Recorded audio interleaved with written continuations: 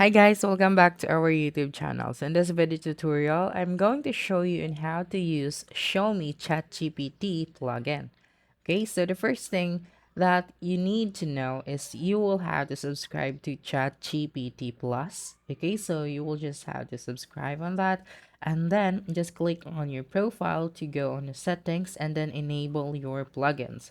Okay, just click on this switch to enable the plugins and then just click on this one here to see if you have installed the plugin.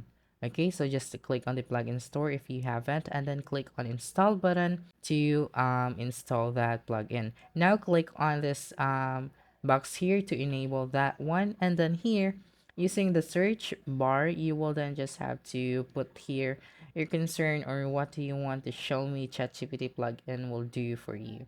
Okay, so for example that one, so you will just have to wait, okay, after you have sent your concern, and then the Show Me Chat GPT will give you the answer that you need. So that's it. Don't forget to subscribe to our YouTube channel for more video tutorials in the future. Bye bye.